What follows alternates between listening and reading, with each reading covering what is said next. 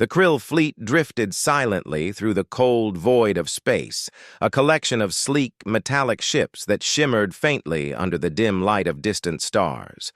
For centuries, their people had called the planet Vera home, a lush and vibrant world orbiting a stable sun. But now, Vera was gone, consumed by the catastrophic death of its star. The Krill had fled with whatever survivors they could save, their once proud civilization reduced to a wandering band of refugees. Captain J-Ho stood on the bridge of the flagship, his sharp eyes scanning the holographic display before him. His face was lined with exhaustion, but there was no room for weakness here. He had led his people through the worst days imaginable, guiding them across galaxies in search of salvation. Now, after months of fruitless searching, the sensors had finally detected something promising. A small blue-green planet nestled within the habitable zone of a yellow dwarf star. Earth, one of the crew members announced, reading off the data from the console. It's teeming with life. J-Ho leaned forward slightly, studying the images streaming in from the long-range scanners. Forests stretched across continents, rivers snaked through valleys, and oceans sparkled under sunlight. It looked perfect, almost too good to be true. But then came the details. Wars ravaged parts of the surface, leaving scars visible even from orbit. Smoke plumes rose from burning cities while strange machines roared across battlefields. Pollution choked the atmosphere, and unnatural structures dotted the landscape like wounds. This was not a pristine paradise. It was chaos incarnate. "They're primitive," J-Ho muttered aloud, more to himself than anyone else. "Look at them! They destroy everything around them. How can such creatures survive?" Hyun-Soo, a younger officer standing nearby, frowned at the assessment. Unlike many of his peers, he wasn't so quick to dismiss unfamiliar species. "Maybe they've adapted to their environment," he suggested cautiously. "Surviving isn't always about perfection. Sometimes it's about resilience." J-Ho shot him a sharp glance, but said nothing. Resilience or not, these humans were clearly struggling. Their technology seemed rudimentary compared to the Krill's own advancements. Surely they wouldn't pose much of a challenge if the Krill decided to claim this world as their own. Meanwhile, thousands of kilometers below, unaware of the alien fleet looming above, Subin adjusted the telescope at her remote observatory in South Korea. She loved working nights, alone with the stars. There was something comforting about the quiet hum of machinery and the endless expanse of the cosmos stretching out beyond her lens. Tonight, however, something unusual caught her attention. A faint flicker of movement near Earth's orbit didn't match any known satellite or asteroid trajectory. Curious, she zoomed in, adjusting the focus until the object became clearer. It wasn't natural. It was mechanical. Whatever it was, it pulsed with energy signatures unlike anything she'd seen before. Her heart raced as she recorded the data and sent an alert to her colleague, Ji-Yun, who handled communications for the observatory team. Ji-Yun was skeptical, at first dismissing the anomaly as interference or malfunction. After all, Earth already had enough problems without adding mysterious space objects to the mix. But over the next few hours, reports began pouring in from other observatories around. The globe. Strange signals, unexplained phenomena, and sudden disruptions in communication networks hinted at something far bigger than anyone had anticipated. Subin couldn't shake the feeling that something extraordinary, and potentially dangerous, was happening. She stayed up late into the night, analyzing every scrap of information she could gather. By morning, she'd pieced together enough evidence to suggest that Earth might have visitors from beyond the stars. Back aboard the Krill flagship, preparations were underway. J-Ho ordered reconnaissance drones deployed to collect samples and assess human capabilities. These probes descended silently into the atmosphere, blending seamlessly with clouds and shadows. They infiltrated military bases, urban centers, and even private homes, gathering intelligence while remaining undetected. At first, most humans noticed nothing unusual. Some mistook the drones for experimental aircraft or government surveillance devices. Others dismissed them entirely, assuming glitches in their phones or TVs. But as the days passed, strange occurrences grew harder to ignore. Lights flickered unpredictably. Cars stalled without explanation. People reported eerie sensations, as though they were being watched. In Seoul, panic erupted when a massive blackout plunged the city into darkness. Traffic lights failed, elevators stopped mid-descent, and emergency services struggled to respond. Rumors spread like wildfire. Hackers, terrorists, aliens, all possibilities seemed equally terrifying. Subin and Ji-yoon worked tirelessly to make sense of the growing chaos. Using equipment scavenged from the crashed probe near their observatory, they managed to decode fragments of alien transmissions. What they discovered chilled them to the bone. The messages spoke of conquest, colonization, and eradication. The Krill weren't here to negotiate.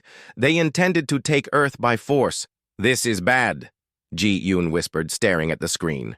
"If we don't warn someone—" "We will," Subin interrupted firmly. "We'll find a way." As tensions escalated, the Krill grew impatient. Jae-ho authorized a direct approach, sending a scout ship to hover menacingly over Seoul. Its presence dominated the skyline, casting long shadows across the streets below. Crowds gathered, pointing, skyward in awe and fear. Soldiers mobilized, positioning anti-aircraft guns and missile launchers in preparation for conflict. When the Krill broadcast their demands, unconditional surrender or annihilation, the response was immediate. Humans opened fire, unleashing everything they had against the alien vessel. To their surprise, the scout ship's shields held firm, deflecting bullets and missiles alike. Retaliation came swiftly, obliterating entire blocks with devastating precision. Amidst the destruction, Hyun-soo watched in horror. He hadn't signed up for genocide. His people were desperate, yes, but did survival truly justify wiping out another species? Questions swirled in his mind as guilt gnawed at his conscience. Desperate to prevent further bloodshed, he secretly hacked into the communication systems and reached out to Subin. His message was simple yet urgent. "We want peace. Please listen." Subin hesitated, unsure whether to trust him. Yet something in his tone resonated with her. Perhaps there was still hope for diplomacy, if only they acted quickly. As dawn broke over a battered Seoul, humanity braced itself for what lay ahead. The Krill underestimated them, viewing them as weak and divided. But what the invaders failed to realize was that humans thrived in adversity. They had faced extinction-level threats before, ice ages, pandemics, nuclear brinkmanship, and emerged stronger each time. This was no different. Earth was their home, and they would fight to protect it no matter the odds. The first contact between humans and the Krill had gone horribly wrong. What started as a cautious exchange of information quickly spiraled into violence, leaving both sides reeling from the consequences. The Krill viewed humanity's resistance as proof of their savagery, while humans saw the aliens as ruthless invaders bent on domination. Neither side understood the other, and miscommunication only deepened the divide. Subin sat at her desk, in the observatory, staring at the decoded message from Hyun-soo. His plea for peace felt genuine, but she couldn't ignore the destruction caused by his people. Still, something about his words gave her hope, a chance to avoid further bloodshed. She shared the message with Ji-yoon, who was equally torn. "We can't trust them," Ji-yoon said firmly, shaking her head. "They've already attacked us. Why should we believe this guy?" "Because he reached out," Subin replied. "He risked everything to send that message. If we don't try talking, we'll never know if there's another way." Ji-yoon sighed, rubbing her temples. "Fine, but how do we even start? We're just two scientists stuck in the middle of nowhere." Subin smiled faintly. "We gather evidence.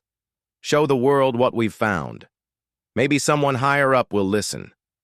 While the two women worked tirelessly to compile data, the Krill continued their reconnaissance efforts.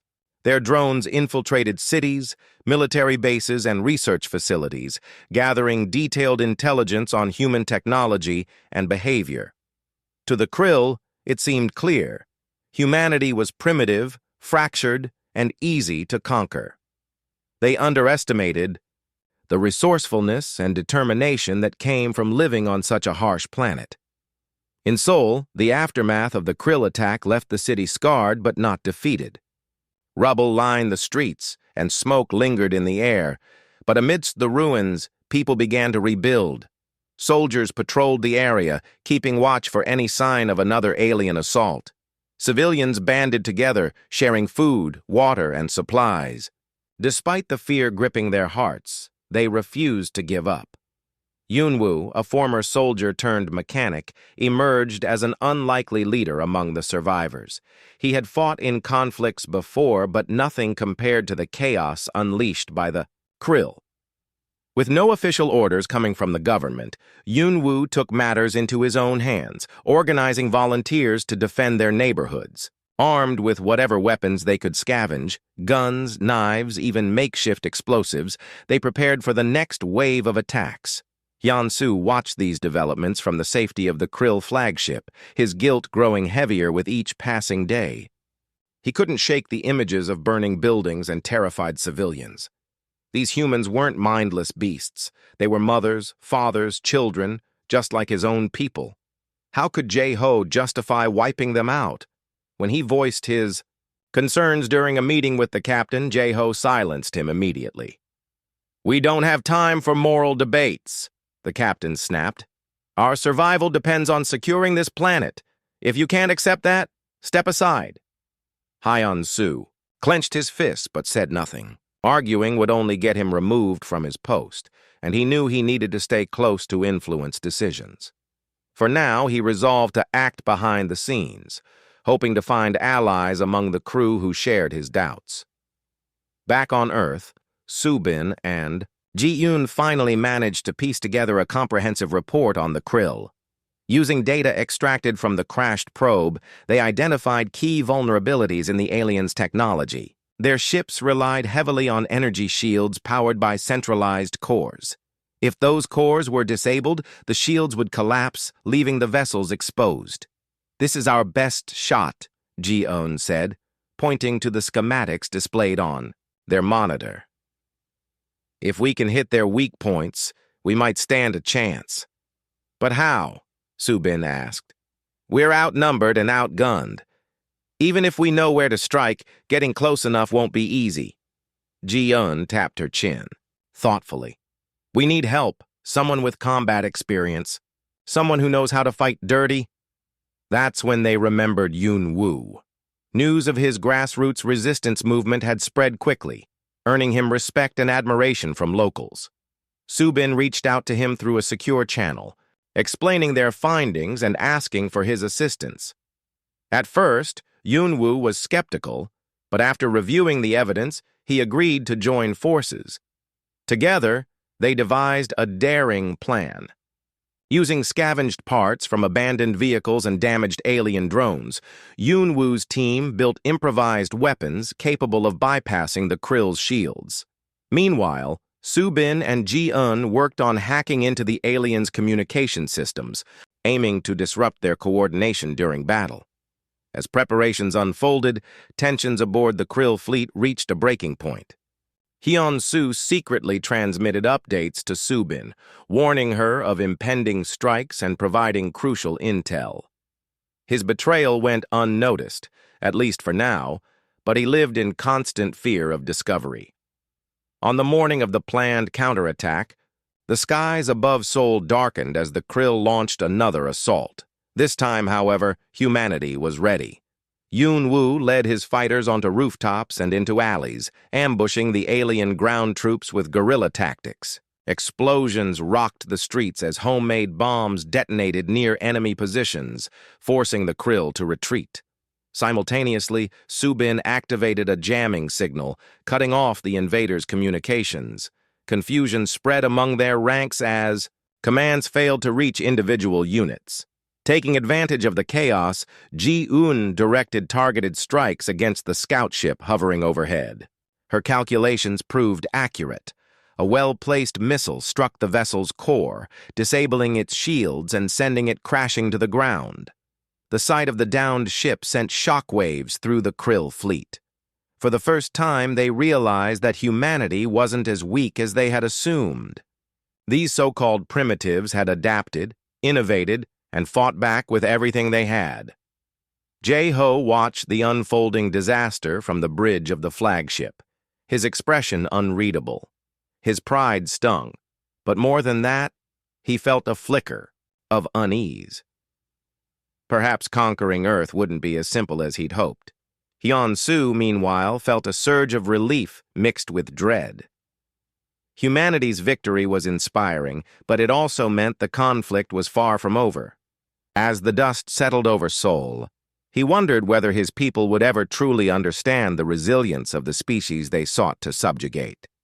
For Subin, Ji-un, and Yoon-woo, the battle marked a turning point. They had proven that even the most desperate odds could be overcome with courage and ingenuity, but as they surveyed the wreckage around them, they knew this was only the beginning. The Krill wouldn't give up easily, and humanity still faced countless challenges ahead. Yet in that moment, standing amidst the ruins of their city, they allowed themselves a small measure of hope. Earth was their home, and they would protect it, not because they were perfect, but because they were survivors, and survivors always found a way to endure. The smoke had barely cleared over Seoul when humanity began to regroup. The victory against the Krill scout ship was a small triumph, but it came at a heavy cost.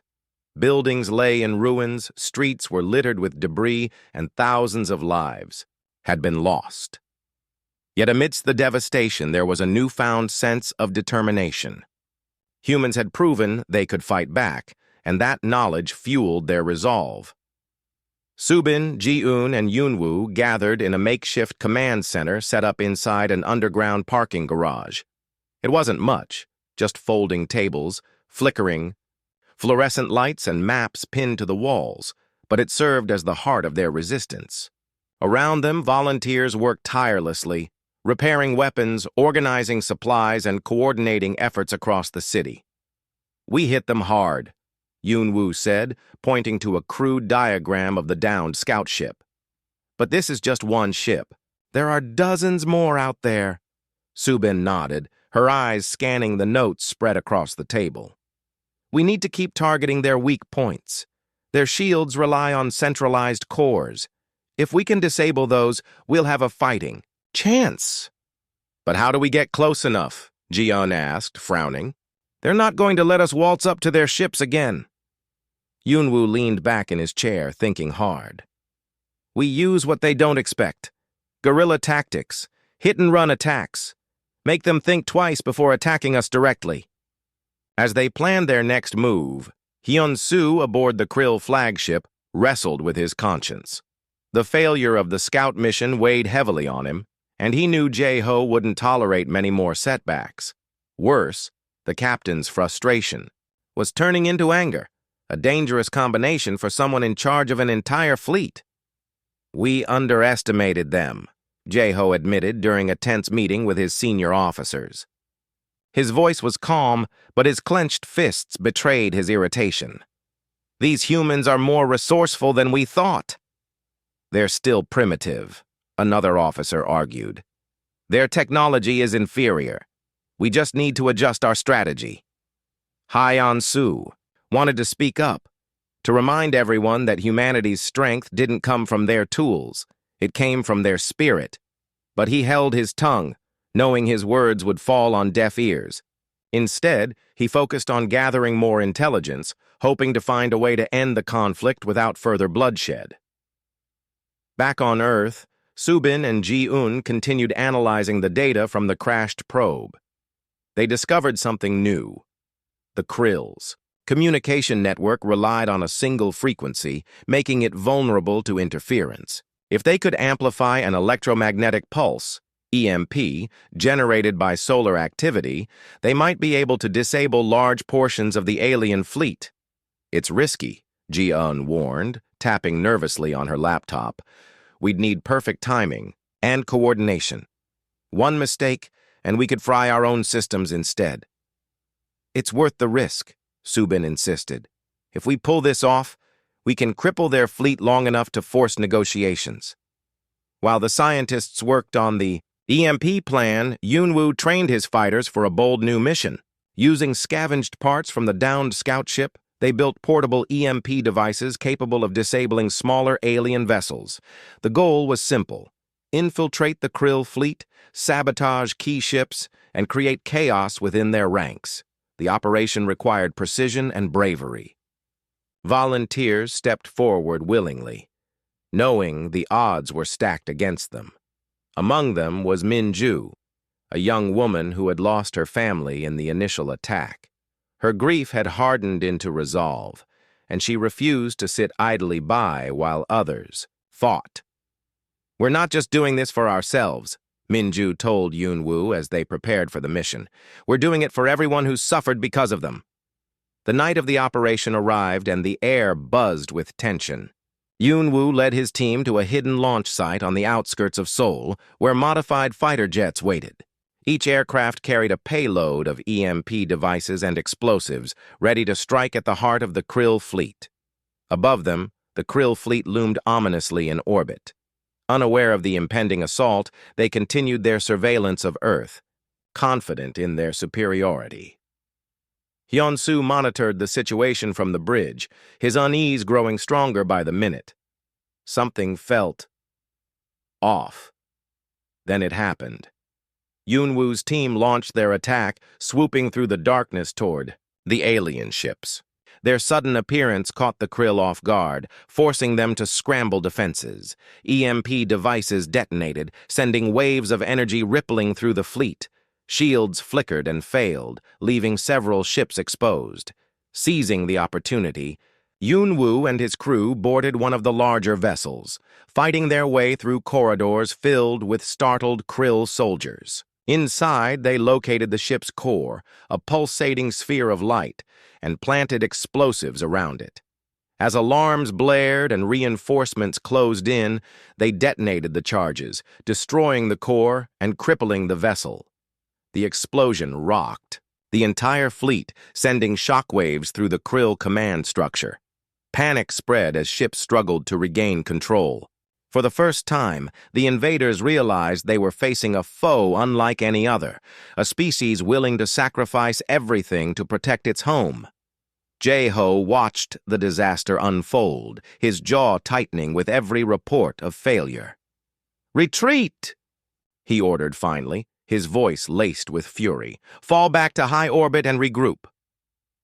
As the surviving ships withdrew, Hyun-soo breathed a sigh of relief. The humans had won another victory, but at what cost? He feared the cycle of violence would only escalate unless someone found a way to break it. On Earth, the mood was bittersweet.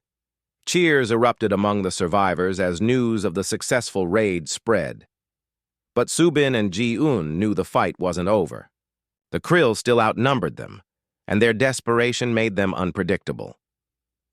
"We've bought ourselves some time," Subin said quietly, staring at the stars through a cracked window. "But we can't keep fighting like this forever."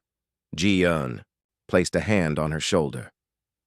"Everything we've done so far has been about survival," she said.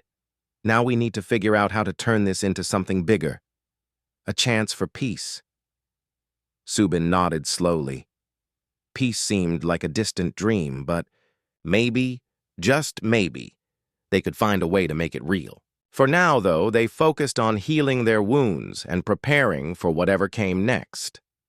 In the days that followed, humanity began rebuilding once more. Streets were cleared, shelters were erected, and communities came together to support one another. Through it all, the memory of their victories burned brightly, a reminder that even the smallest spark of hope could ignite a flame powerful enough to change the course of history. The Krill fleet retreated to high orbit, licking their wounds and reassessing their strategy. Their once unshakable confidence had been shaken by humanity's relentless resistance. The humans were proving to be far more than the primitive savages the Krill had assumed them to be. They fought with ingenuity, adaptability, and a ferocity born of desperation. For the first time, Captain Jeho began to doubt whether conquering Earth was even possible. On board the flagship, tensions simmered among the crew. Hyun-soo watched as his fellow officers debated their next move. Some argued for an all-out assault, believing sheer force would overwhelm the humans. Others suggested abandoning Earth altogether, searching for another planet less defended but equally habitable. Jeho listened silently, his expression unreadable until he finally raised a hand to silence the room. "We cannot afford failure," he said, his voice cold and firm. "Our survival depends on securing this world, but we must change our approach." Hyun-soo seized the moment to speak up. "Perhaps it is time to consider negotiation," he ventured cautiously. "The humans have shown they are capable of defending themselves. Continuing this war will only lead to mutual destruction." Jeho's eyes narrowed. "Negotiation? With primitives who attacked us without provocation?" "They acted in self-defense," Hyun-soo countered. "Would we not do the same if roles were reversed? If we extend an olive branch, perhaps they will listen." The captain stared at him for a long moment before turning away. "Prepare a message," he ordered grudgingly. "But if this fails, we return to combat with greater resolve." Meanwhile, on Earth, Subin and Ji-eun worked tirelessly to decode the latest transmission from Hyun-soo. It was different from his previous messages, more formal, almost diplomatic. When they finally translated it, their hearts raced with a mix of hope and skepticism. "The Krill want to talk," Subin announced to Yoon-woo and the others gathered in the underground command center. "They're offering a ceasefire." Yoon-woo frowned, crossing his arms. "How do we know this isn't a trick? What if they're just buying time to regroup?" "It's a risk," Ji-eun admitted, "but refusing could mean more fighting and more casualties. We need to at least hear them out." After much debate, the group decided to accept the offer, though they remained wary. Subin sent a reply agreeing to meet under strict conditions: no weapons, no ambushes, and a neutral location chosen by humanity. To everyone's surprise, the Krill agreed without argument. The meeting took place in a remote valley surrounded by dense forests. A single Krill shuttle descended slowly, its sleek design gleaming in the sunlight. From the human side, Subin, Ji-eun, and Yoon-woo approached, cautiously, flanked by armed guards. Hyun-soo stepped out of the shuttle alone, his hands raised in a gesture of peace. "I am Hyun-soo," he said, speaking through a translation device. "I represent my people. We wish to end this conflict." Subin stepped forward, her voice steady despite the knot of anxiety in her stomach. "I'm Subin. These are my colleagues, Ji-eun and Yoon-woo. We represent humanity. Tell us why we should trust you." Hyun-soo hesitated, then spoke honestly. "Because we have no other choice. Our homeworld is gone. We came here seeking refuge, but we underestimated your strength. We see now that conquest is not the answer." For hours, the two sides talked. The Krill explained their plight, their dying star, their desperate flight across galaxies, their dwindling resources. In turn, Subin shared humanity's struggles, the wars, the environmental crises, the constant battle against extinction. Despite their differences, both species recognized something familiar in each other: the will to survive. By the end of the discussion, a fragile truce had been reached. The Krill would withdraw completely from Earth and settle instead on Mars, which they promised to terraform using their advanced technology. In exchange, humanity would share knowledge and resources to help the Krill rebuild their civilization. Both sides agreed to monitor each other closely, ensuring neither broke the terms of the agreement. News of the ceasefire spread quickly, sparking mixed reactions around the globe. Some celebrated the prospect of peace, while others remained suspicious of the Krall's intentions. Governments scrambled to organize a unified response, forming a coalition to oversee the transition. Meanwhile, Subin and Ji-Yun became key figures in bridging the cultural gap between humans and aliens. As part of the agreement, Hyeon-Soo stayed behind as a liaison, working alongside Subin to foster understanding between the two species. He marveled at humanity's resilience, learning about their history, art, and values. In return, he taught them about Krill culture, their music, philosophy, and science. Slowly but surely, trust began to grow. Back in Seoul, life started returning to normal, or as close to normal as possible after such a catastrophic event. Rubble was cleared, buildings were repaired, and businesses reopened. People walked the streets again, though many still glanced skyward, half expecting another attack. Yet there was also a newfound sense of pride. Humanity had faced an alien invasion and emerged victorious, not through brute force, but through cooperation and determination. Yoon-woo spent his days helping coordinate reconstruction efforts, ensuring that no one was left behind.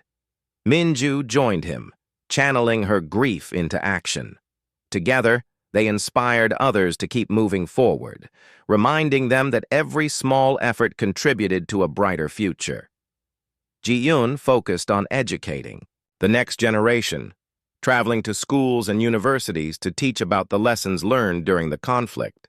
She emphasized the importance of empathy, innovation, and unity, urging students to remember how close humanity had come to annihilation and how they had pulled back from the brink.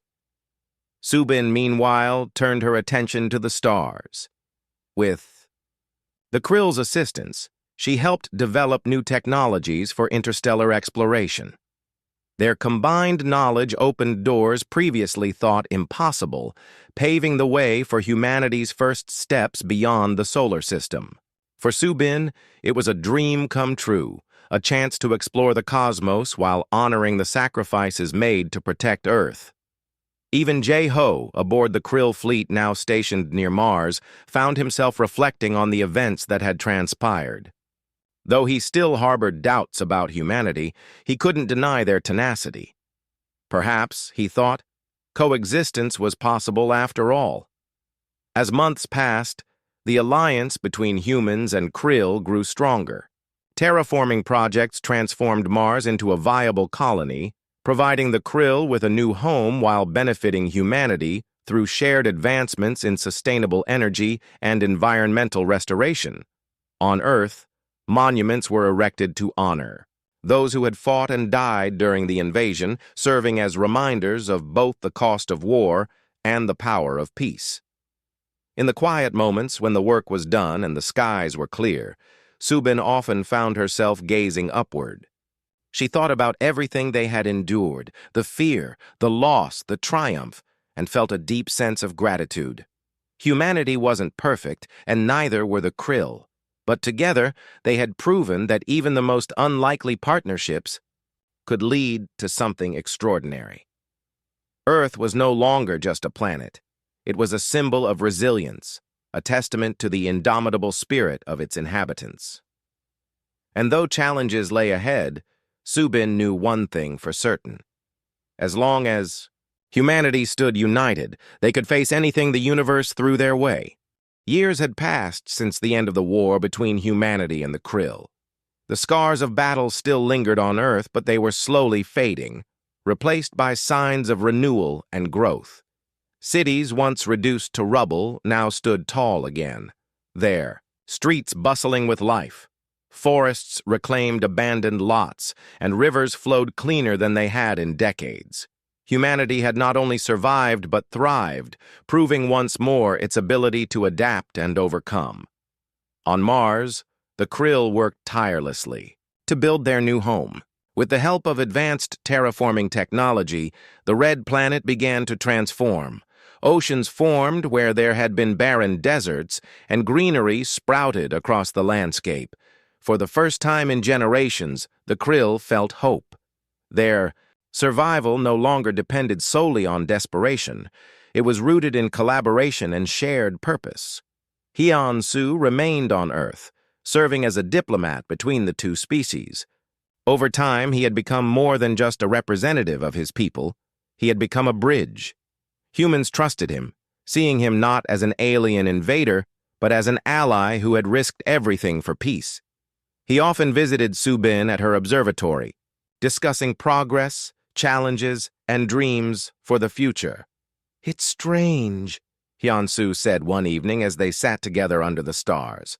"When we first arrived, I thought your species was weak. Now I see that weakness is not what defines you. It's your strength, the way you rise after falling." Subin smiled softly, her gaze fixed on the horizon. "We're not perfect. We make mistakes, fight among ourselves, and sometimes destroy what we love. But we also learn. Every failure teaches us how to do better next time." Hyun-soo nodded, reflecting on his own journey. When he had first questioned Jae-ho's leadership, he had done so out of guilt and doubt.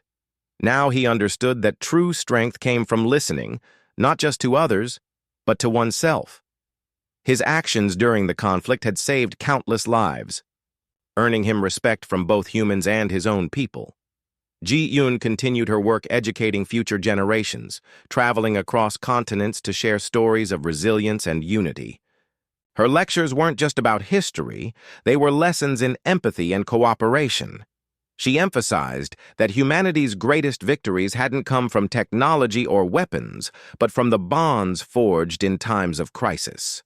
The Krill taught us something important. Ji-yeon told a group of students gathered in a lecture hall. They reminded us that survival isn't just about enduring, it's about finding ways to live together.